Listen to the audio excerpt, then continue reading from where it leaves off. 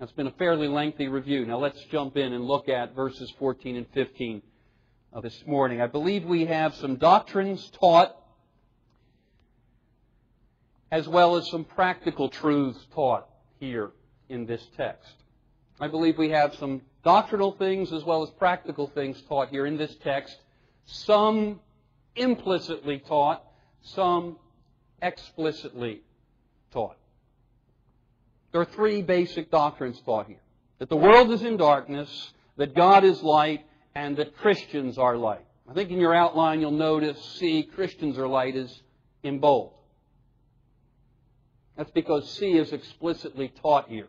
Ye are the light of the world. But certainly that truth implies that the world is dark. We'll see also by implication, if we are light, it implies that our God is light.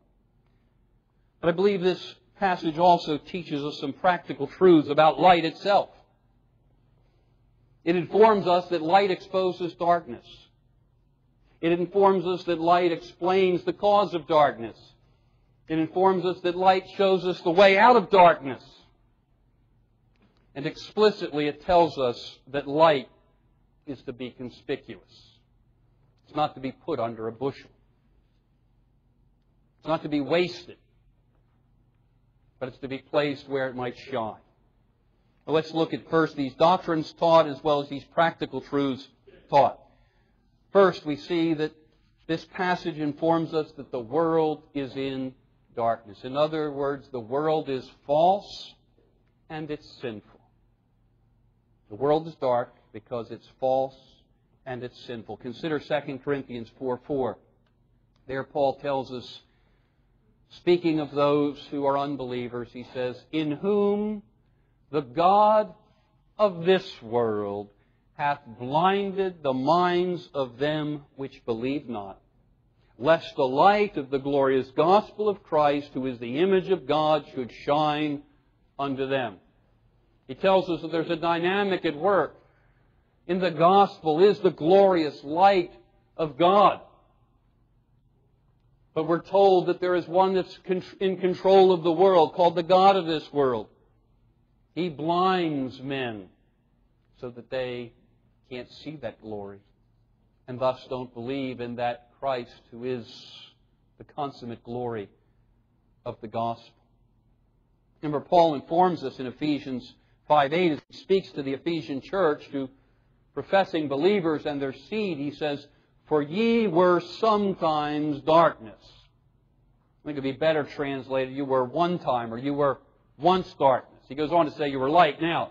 You were once darkness. That's where you were at one time, spiritually and morally. Dark. He says you were one time unbelievers. Whether you were respectable unbelievers or prodigal unbelievers. You see, there are two kinds, broadly. There are those respectable unbelievers. They have a semblance of ethics consistent with Christianity. They are nice neighbors. They are civilly good with their manners. They are impressive in many ways. But they don't know their sins like a believer does. They haven't seen their sins for what they are in light of the holiness of God. They've not seen the glory of the gospel. And so they're respectable, but they're still sinful.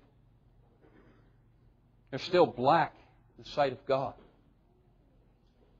Then there are prodigals. They may involve themselves in things that are generally not approved of. They're more outwardly sinful. You see, the hypocrite, the respectful one, they want to impress people with their holiness or their civility.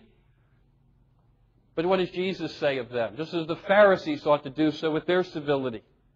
But inwardly, they were rotten as bones. They were just like a tomb inside. You know, whitewashed walls, But inside, Jesus says, you're like a tomb with smelling dead corpses in there. Your soul's like that. But then clearly there are those that are prodigal. Expose themselves to sins that are generally not approved of by the majority of the world. But Paul speaks to both of them and says, you were once in darkness. It was darkness that pervaded your whole life, whether you were respectable or not. You're still dark, Jesus says. You see, the light of nature in man is rejected. There is certainly a light of nature. We created in that image bear that light, but we refuse that light apart from grace, don't we? We reject it. We restrain it. For the world is dark. Have there been periods in history where the world has been a little brighter? Yes. Were the dark ages really so dark? Yes and no. They got darker as they went on, didn't they? It was a period in which Christianity had significant influence, at least externally, throughout the known world. But as the false doctrines that were put in place in the first few centuries began to have their effects and reap horrible consequences, that the church went downhill. And its effect in the world was lessened. When the church became like the world, it was no longer salt to the world. And God was pleased to bring a great reformation, a great light. But it wasn't very long afterwards that secular humanists believed they had created another bright light. The Enlightenment, which was just another philosophical movement that brought darkness in this world. And we live in a day and age where significantly there are two competing worldviews. One that's truly enlightened and one that only claims to be enlightened. Both would contend that they are the impetus for the great scientific discoveries the last few centuries. And yet we have to face the fact that the Reformed biblical worldview has been losing ground for many, many years. And the church continues to become more and more like the world, and thus influence the world less and less. There's more clamor, there's more buzz in the church today than ever before, and yet less influence on the society than almost at any other time in American history. It's been a tragic breakdown of relationships, of nations, think of the whole labor and management issues that exist in our nation. Consider the way our media seeks to continue to stir up strife amongst the citizenship of our nation and of our state. There's wars and rumors of wars on all fronts because of the darkness in our world. The world is dark. But we are light, Jesus says. Ye are the light of the world. But we must recognize that we are light because God is light. The world is false and sinful. God is true and holy. The Father is light. James informs us that He is the Father of lights in James 1:17. John tells us in 1 John 1:5, this then is the message which we have heard of Him and declare unto you. This is what Jesus told us.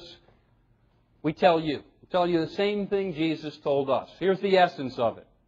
That God is light and in Him is no darkness at all.